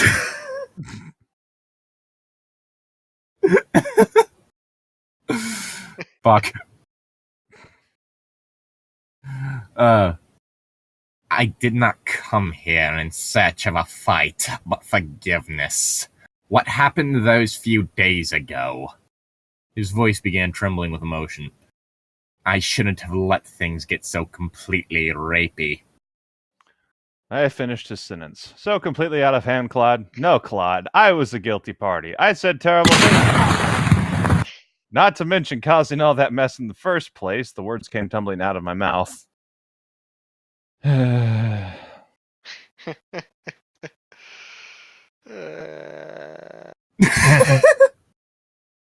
Your turn, I Zane. finished his sandwich. Sentence. Don't you So just love like how the way we finish each other's sandwiches? That's what I was gonna say. This girl's completely Oh, fucking stupid. insane. Still waiting on Frozen 2. You mean fall? No, I believe it's spring. Well, no, in the movie it's fall. That's why I said it. Like there's a bunch of reds and oranges and yellows in the trees, so it's clearly fall. Oh. So Wow. nothing's frozen yet, it's just chilly. So completely out of hand, Claude. No, Claude, I was the I guilty just party. read No, that. you weren't! He then got up and knelt in front of me. What was to come out of Claude Frollo's mouth would change my life forever. Boobs or vagina. I think you skipped a the line. line. Claude sweetly kissed my hands, his voice still quavering. Don't put all the blame on yourself, darling. Again, unless you're either from the south or a snake from the waist down, that doesn't work. I think you need to be more open-minded. How about I start saying darling? Are you a snake from the waist down? I sure wish I was. You are in the south. Close enough. I just gotta go out and get a radioactive snake to bite me. I'll be right back. Well, good luck with that, darling. See? That's what I meant. It only works with that accent, or if you're a snake from the waist down. Tom's pretty high. What? He then got up and knelt in front of me. What was to come out of Claude Frollo's mouth would forever change my life. I was expecting you to repeat what you said earlier.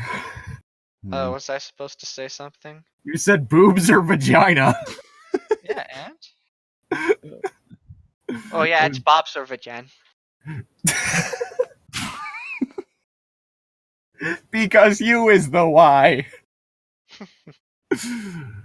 Claude's graceful hand gently caressed my face as he gazed into my eyes. My dear Denisha, he began, his voice breaking with emotion. If only his neck would break. You know I've grown quite fond of you.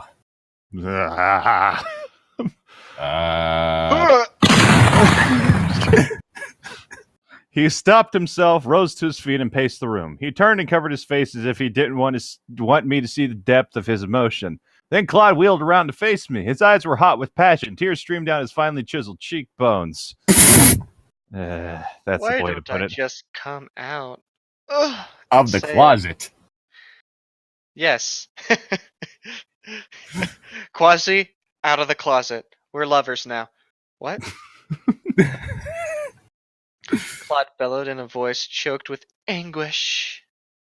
For the past few days I have thought of nothing but you. I have felt as if shot 100 times. I sat, riveted to my chair, unable to move or speak. It was witchcraft! I would never think of a lady like this!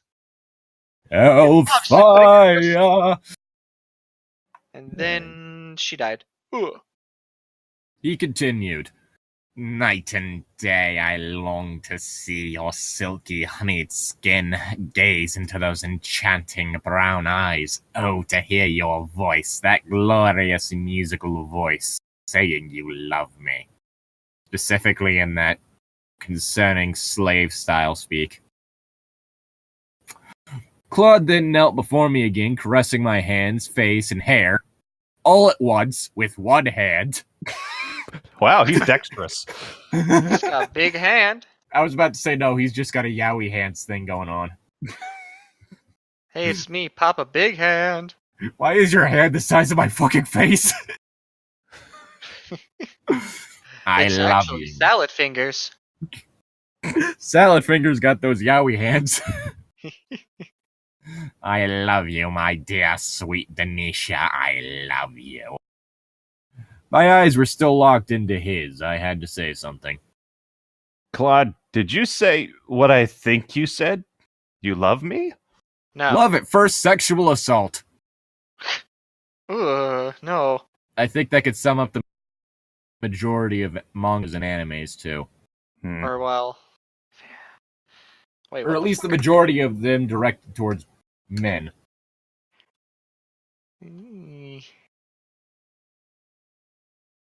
And a concerning number of the ones directed towards women. Wait, is it my line? Yes. Shit, how do I keep losing? What's happening? Darling. Darling. Oh, darling.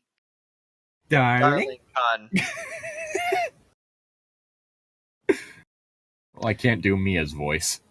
Let's see. Why don't I just come out and say it was what I just said? Darling! What more is there to say? Claude gently replied as he drew closer to me and finally yet passionately kissed my mouth. My arms enfolded him, and I, without hesitation, responded to him with equal passion. It was a long, slow kiss that rivaled the sultriest and steamiest of Indie-mania? Indiana. Indiana! Yeah, that Indie-mania! Indiana Summers. It was that intense. Afterwards, Claude said to me, "There, my love, now, how can you leave Paris? I was so looking forward to spending the remainder of summer with you." Oh, Claude, I cooed back. I'm so glad I decided not to. I suddenly stopped myself. Just This kidding. accent's Bye! ridiculous. Hold on, timeout. How did he know I was leaving town? I told no one except Quasi, and even then I didn't reveal any details. He's been stalking you. I always feel like somebody's watching me.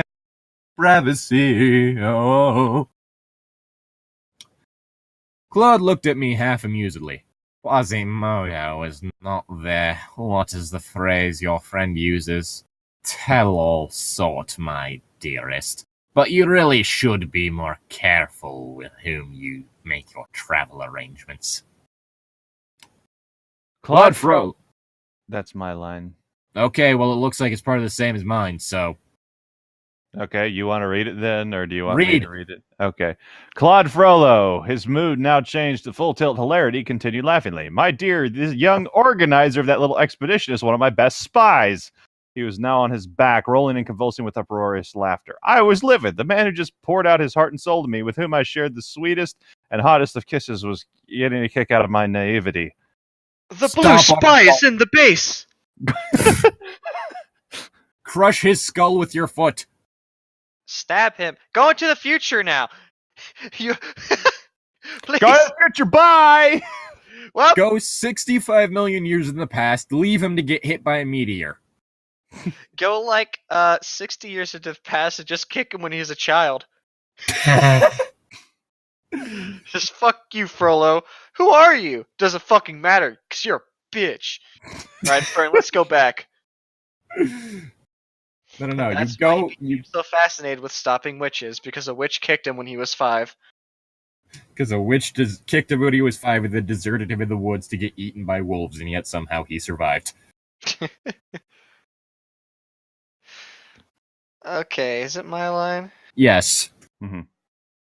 How'd I know that dude was a spy? I spoke sister style. It's not funny, Claude. I think it's supposed to be, how was I supposed to know, but okay. That's weird. Oh, yes it is, dear heart. And it's not just with whom you were traveling, but to where. He sported a wide, evil grin as he continued his digs at me. Honestly, darling, for the life of me, I can just visualize you in the wilds of Arabia. Claude's words were punctuated with his deep, throaty laughter as he continued. You ending up in some sultan's harem, and the poor man putting up with your ever-changing moods and saucy tongue. Still grinning, he sat in the chair across from me and looked at me in earnest. Good Lord! Women be shopping. Ernest, there it is. I'm sorry, darling, but I needed the laugh after. If I offended you, I'm sorry, but it's. What the fuck just. I believe your line is I believe you start with "I'm sorry, darling." He did. He's Hold reading on. his line. Hold on. Oh, it's like him, like, trailing off laughing. I'll be back in a sec. Hang on. Like losing trains of thought. Several.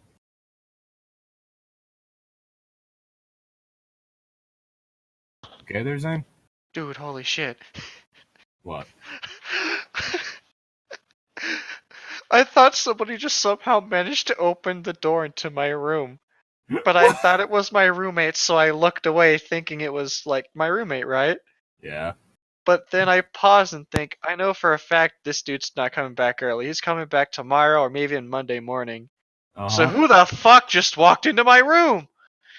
So I turned back and nobody's in the room and I'm like, who did I see walk into my room? Are you in a haunted dorm or something, or what?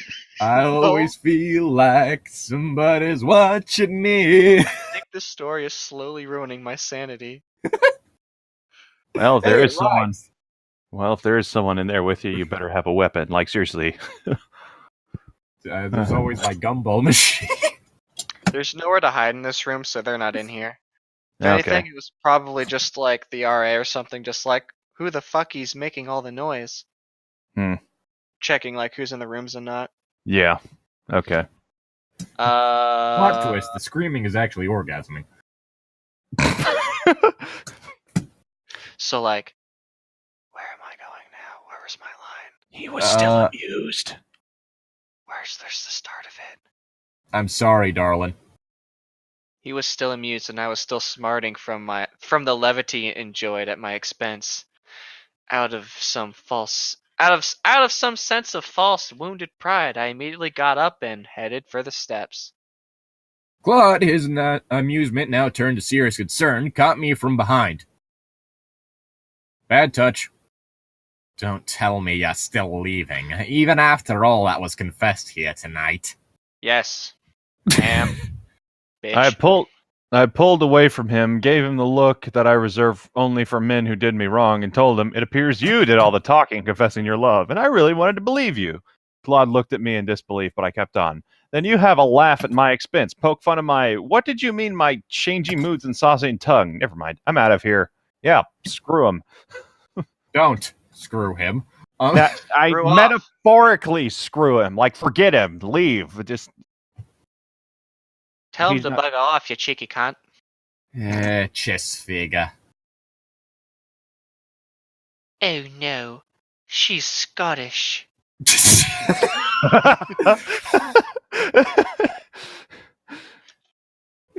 Oh, I mean, hopefully that'd be absolutely hilarious. Like Scott dialogue options. Oi, mate, want to have a Pokemon battle? The Pope Catholic, you cheeky cunt.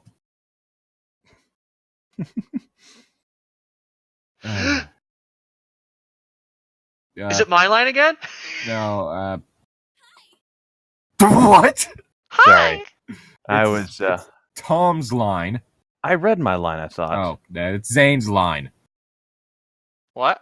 Oh, wait, no. Never mind, I'm out of here. Johnny. It's That- my that's- line now. As I turned to descend the steps, Claude came after me, pleading, "Please, Denisha, don't leave me. I love you." What do you... Wait, what, yeah, what... Yes. What do you want from me, Claude? I asked. Vagina. Claude Frollo gave me the same little boy look I beheld after our first encounter. Vagina. Just tell me you'll love me, and that you'll stay. He reached out for me, but I stepped back, dodging that shit. Yeet. Yeet his bitch ass into the sun, and then yeet your bitch ass into the sun. Bring him up to the top of the tower and push him off. Self-yeet. Yeet yourself away. Yeet yourself into the sun. Claude, there's only two things that'll keep me here, I began, and that's Quasi and the kids. Denisha took the kids. But I think they can get along without me. And what about me? What about you? Claude emotionally asked. Yeah, actually, I don't my give a emotion. shit about you. I sneered back. What about you? You say you love me, but what'll happen down the road? You'll just turn around and treat me like yesterday's garbage. Claude's eyes were bright with emotion. Ah, yes, that French word. Emotion? Garbage? Yeah. Emotion. That's not retreat. I never do that, my dear. I never mistreat my sweet precious. You already have, boy! Also, depending on which iteration it is, there is quite possible that he'd have to take a vow of celibacy. Mm-hmm. Oh, that makes Much like Doom Guy. What? Pardon? Canonically, Doom Guy is Catholic and celibate, meaning that he could technically run for Pope. Doom guy for Pope! Wait, you have to be celibate to be... The Pope, yes. Mm-hmm. Whoa. Mm-hmm. Why? Because it's the whole, like, priests in the Catholic Church take a vow of celibacy. It's more of a traditional thing than anything else. Yeah. Why? Because that's what they've always done. To avoid really- lust. Yeah, But, that's like, the reasoning behind it. but- What's wrong with marrying someone? How is that... Sex. I'm going home. Eh. I can't deal with... I gotta go home, guys. I believe it is... Hmm. Is it my line? Oh, no, it's Tom's line. He had his arms. Yeah, he had his arms around me and began kissing me again. Ooh, how I love the way his lips caress my face and neck. This feels so This feels so wonderful. I was It's been really a while since we've had one of those. Yep. I'm glad I remembered it. I was really enjoying this so much I wanted to melt with him, be his woman forever and ever. I feel violated. Me too. I need an adult. Oh, But wait, I something have an inside adult. me snapped. More specifically, his spine. I Yes. withdrew from his embrace, faced Wait, him with hellfire and something fury. inside of me? And Yes. it's his spine? Yes. How does that... Why does she have his spine? Well, someone has to. Yeah, him. Fatality. I'm really Fatality. excited for Mortal Kombat 11, guys. Friendship. Friendship. Again. Friendship? Who are we shipping? Honestly, like Raided's, not Raided's, is it Kung? Yeah, Kung Lao's the one with the hat. Kung Lao's friendship is absolutely, like, terrifying when you think about it. Which one? He throws his hat like a frisbee and a dog chases after it. It's a special dog. Don't worry. It knows how to catch the hat. If memory serves, you hear it yelp and then him, like, go, oh, shit. Like, he visibly, like, oh. Oh, poor dog. Oh, that dog deserved it. He ate somebody. Zane, it's your line. A lot of Are people you have killed sure about that? Yes! Pretty sure I haven't finished my line, you fuck. I just read my line. Yes, and I started with my... Wait. Wait. I started with wait. Wow, I so started- it looks like I got skipped. Well, No, I didn't finish the thing. What? So, then but it something shouldn't be- inside me snapped. so then it would be Tom? No, it's yours. But I go after Tom! But you didn't read this line, and it hasn't been finished yet. So read it. What am I reading? But something, But something inside me snapped. Something inside me snapped. There's more to it. There's more to the line. Are you lost, Zane? I withdrew from his embrace, faced him with hellfire and fury. No, I don't want this. I'm sorry, Claude, but I have to get out of here. Hellfire. Claude again pleaded with me. Why can't I make you understand? Bad touch. Dawn. This next line. You Oh, want to boy. be with me?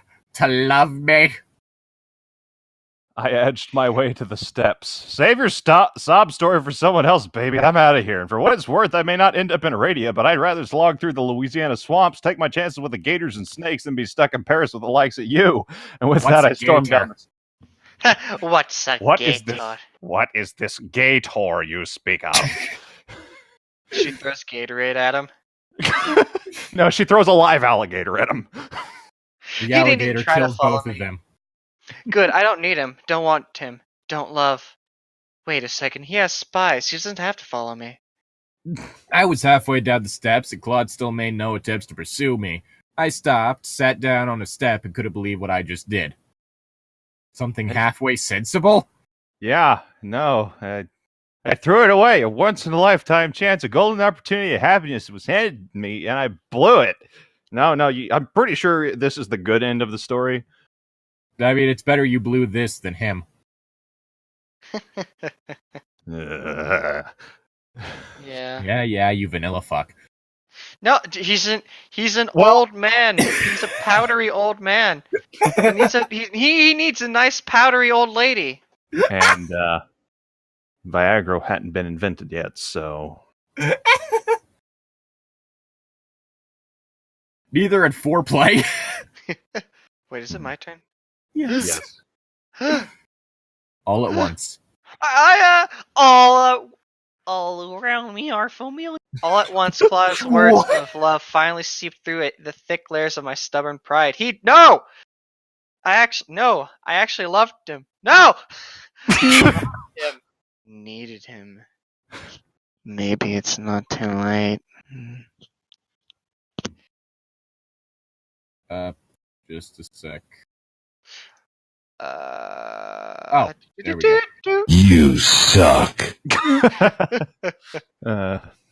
Tears rolled down my face as I raced back up the steps. It's now or never, girlfriend. If he changes his mind, you'll know who's to blame. You suck. Oh, wait, maybe I can do this right.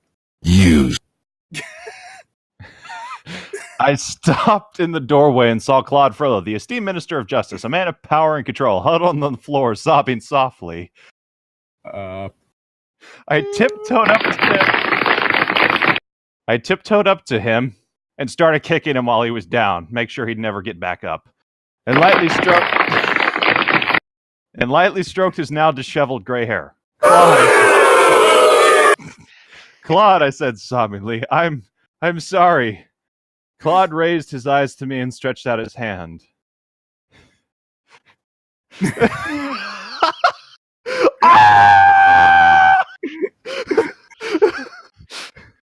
Without hesitation, I fell to my knees and embraced him. I felt his arms around me and heard him say to me over and over, "It's all right, my love. I understand, my sweet Nisha. You are forgiven, darling." Bitch! I need your arms around me. I need to feel your touch. That's a song. My tra-la-la. My ding-ding-dong. That's not the song I was referring to, but okay. We kissed again and again, sweet passionate kisses that would be exchanged countless times to come. I love you, Claude Frollo. I love you. I didn't mean to hurt you, I tearfully confessed. There, I finally told Claude I loved him. Something I hadn't done days before, something I should have done days before, but did not have the courage. We kissed and held each other for a long time. You guys suck. At last, Claude stood up and helped me to my feet. He neatened his hair and donned the famous triangular hat. He then embraced me again and tenderly kissed my A41 face, as if to erase my tears. Come along, my love. I'll take you home. My A41 face.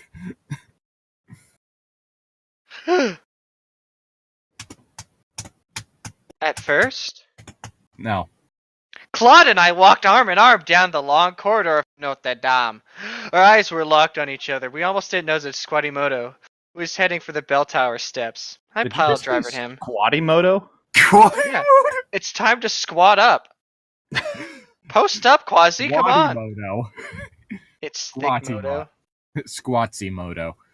He's got just really big legs.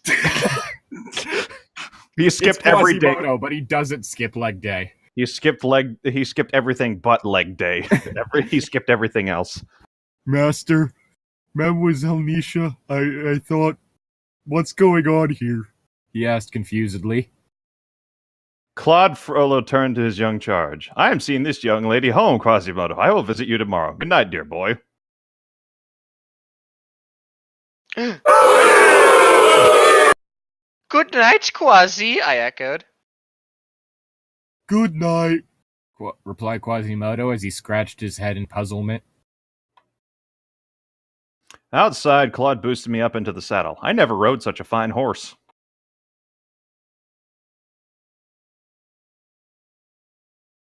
Zane. Huh? Zane? Your line. Huh?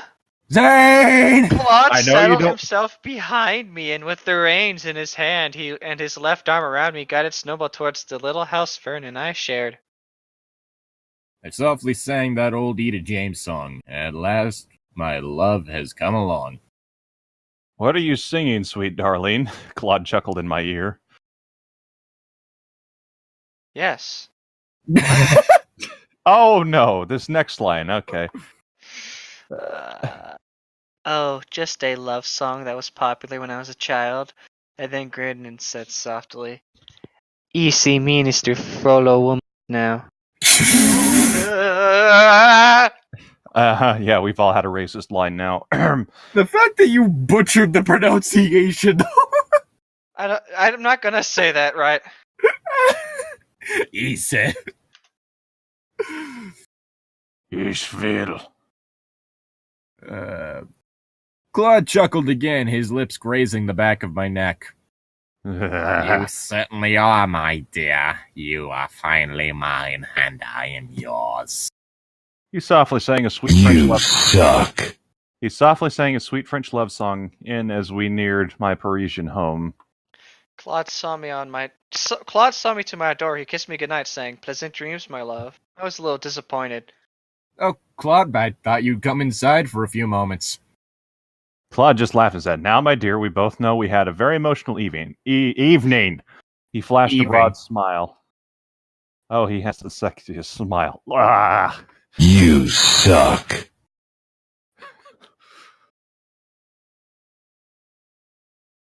Zane. Yes? You're lying. All right, honey. All right, honey. I said I'll get some rest. Will I see you tomorrow?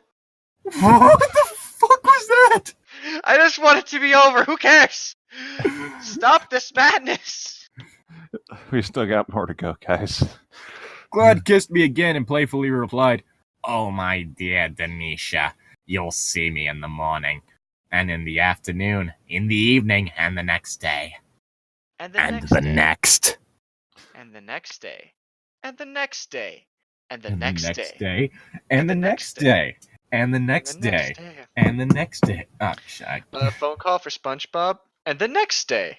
Or Plankton. And the next day. And the next day. Next day. And the next day. Y'all are prolonging this. Come on, can I read my line? Someone remix this. I joined in Claude's hearty laughter and kissed him again. This is definitely turning into a summer to remember, I said. We finally said goodnight and I watched him right away. I was right. Claude was right. We finally found each other. And you know what? You guys suck. But the summer was not over and the fireworks were just beginning. Oh, Oh, yes, the next chapter is a fun one.